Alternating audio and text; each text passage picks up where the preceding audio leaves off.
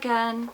My name's Crystal Hutchins, and today I'm going to talk to you about my life, my poker life, my whole life, and how poker fits into it, and all the many things I do, and why I gave myself the title, Am I?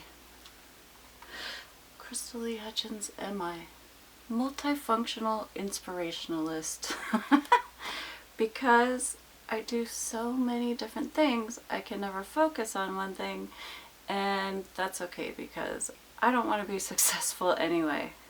The thing I think most people don't realize is that creating, while wonderful for people to enjoy and accept, whether it's music or writing or storytelling, acting, painting, tattooing, it's really not about producing something for someone else.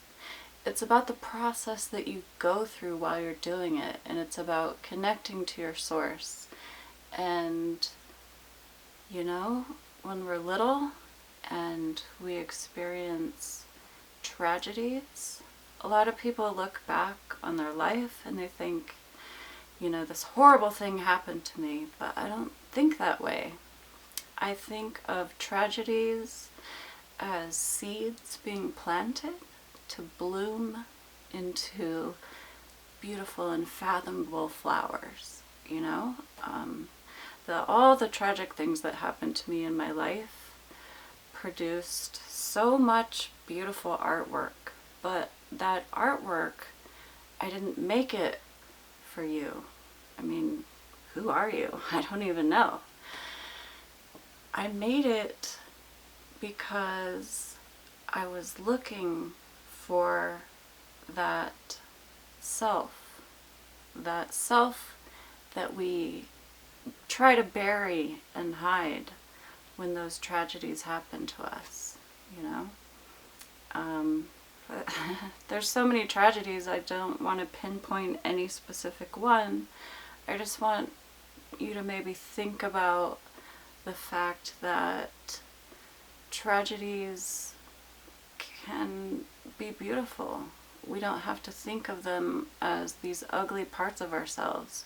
And maybe it's, you know, well, of course it's perfect that that tragedy happened to you, because, like I said, it planted the seed, and when the seed was planted, the part of you that was born from that tragedy got stuffed down deep in the dirt, in the icky feeling in your tummy, and, you know, the tears you maybe had to hide, all those emotions that surrounded the tragedy that you suppressed.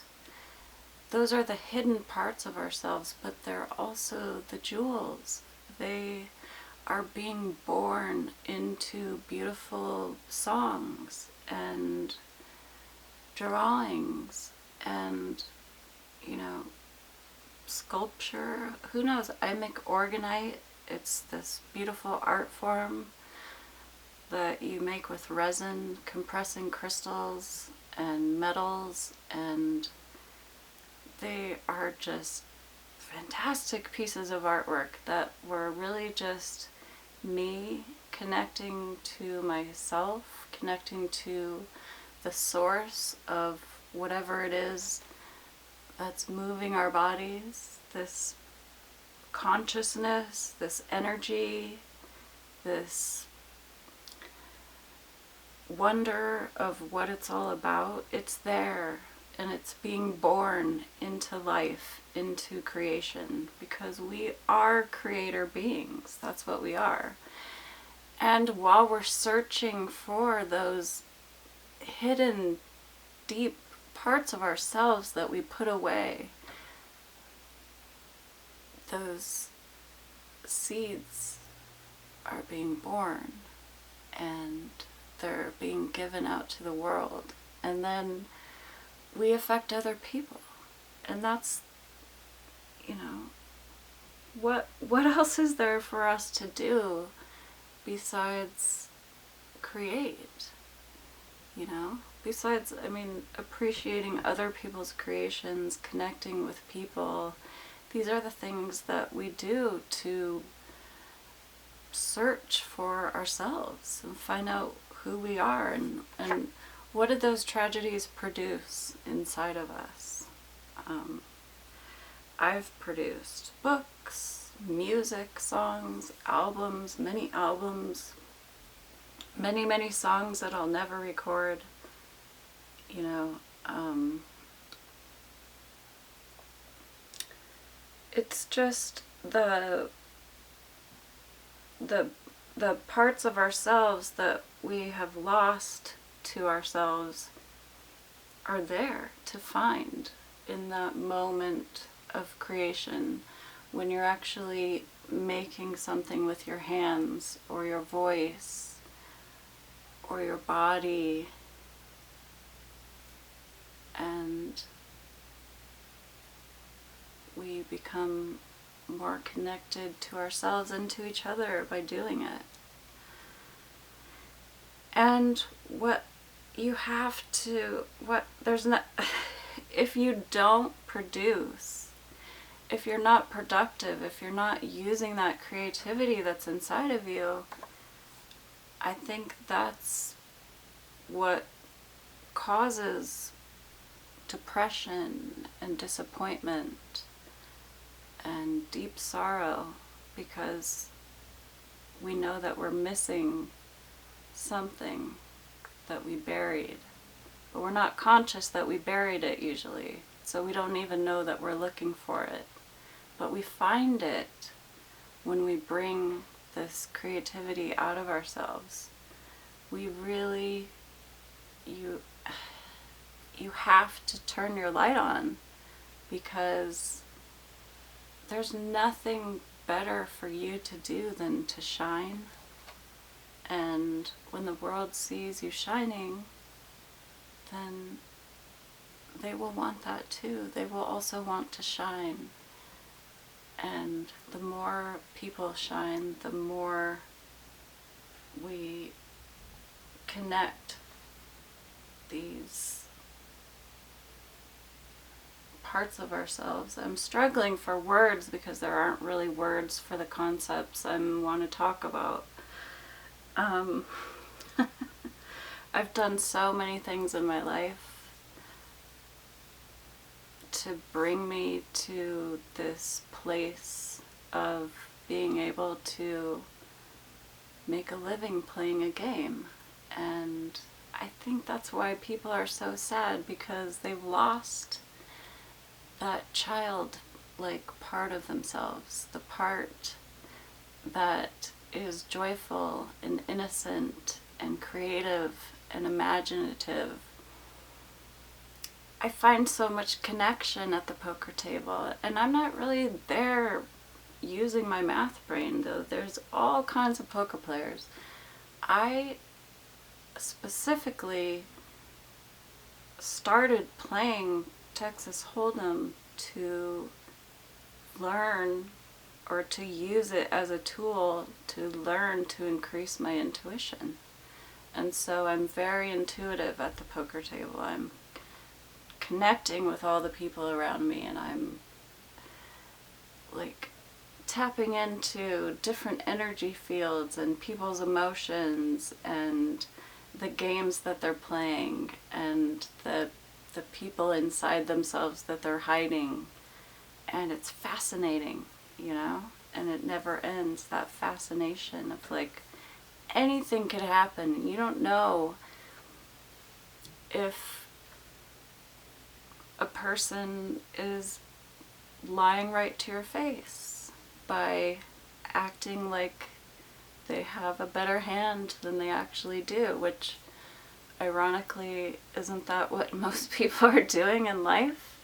I honestly, personally, have really found that the best life I can live is being open and being honest and sharing those parts of myself that I've been able to uncover and find, and those flowers that have bloomed that are ready to share, that come out in the songs, they come out in the pieces that I create, and they come out in just everyday interaction and connecting with people. So, what it is about the game of poker that we're so attracted to, well, besides the obvious thing, which is the adrenaline rush, I actually started playing poker in Anchorage, where there were a lot of free games. A couple of years after my soulmate died, I actually started hosting games, and then I got really, stuck in the mode of playing cash, because we didn't play tournaments. But it's been almost 10 years now. I've been having people over to my house every weekend to play poker. And there's other places around town I also go to play tournaments. But I've evolved in my game now to start wanting to see how far can I go with this. So I'm starting to, travel to bigger tournaments and, play in huge fields of people where you're playing for thousands of dollars. And, I'm like connecting with really cool other people who love the game and who are vlogging about it. And I am just, it's this, for the last 15 years, it's this thread that has weaved my life together through my children being born and, taking my music as far as I could take it in a small town, and all the many things that I do to create and produce, playing music, writing movies, making movies, vlogging, writing books, making CDs, all the mini me's that have come and gone through the years. This poker stays as this really challenging way to connect to yourself. It's quite a fascinating tool to use to work on increasing your intuition. And it's funny that that's where it started, and it's come so far that I now actually make my living playing poker, and I can do whatever I want with the rest of my time. I play a game to make money, and then I play with resin and crystals and making orgonite. I play with music. I enjoy other people's art, I like watching documentaries and movies. I have all my time to do what I want, to travel, to see the world, to meet lots of other many different kinds of poker players, to play poker in many places. I've been to all over California. I even played poker in Costa Rica. I even had this goofy idea to try to bring more creativity and joy and laughter to the game by creating a poker character, the Poker Joker. Well, to be honest, this makeup is just something I did for fun. It's not really who I just don't really love covering my face in makeup. But it was a fun thing to do, inventing the Poker Joker. And I don't think that it's something I'm going to continue on with, but I will continue to see you out there at the tournaments. And the next big thing I'm going to be doing is Rondi, which is a big, usually 300 to 500 people come play for a seat to the World Series main event. And everyone at the final table also gets a smaller seat, not the main event, but, you know, other events. And then I'm gonna go to Run It Up Reno in April for a few days. And it'll be my second time at Run It Up Reno. It's very fun. It's a very cool event. It's very nice. Lots of cool people go, and you get to meet all different kinds of people who have found the same joy for poker that I have found. And I think like a big part of why we love this game that we don't realize is because we are tapping into so much of our creative power, and we're going back to play, and we're going back to use our, you know, our as much of our brain as we can use at one time to figure out so many different aspects of this fascinating game where anything can happen. I mean, I had only gotten a royal flush twice in like 10 years, and only one of them I made money. One was at a free tournament, and the other one, it didn't have a bonus. But in the last 6 months, I've had 2 royal flush bonuses. I've cashed big tournaments here in town. I have won other absurdly lucky things that were connected to the poker scene. You know, like my dealer had a baby, and we set up a guess the minute of the birth, and I won. Weird. And just, man, I guess my point is you have to find something that you love to do and that you're passionate about, and just do it with all of your being. Just do it with your light and your passion and your joy and your creativity, and then everything else falls into place. One of the things I love about Organite is that it's so cool looking, but it's also really powerful, and it brings, if you want to call it luck, I don't know, but it brings some type of, I think, more developed awareness when it's close to you.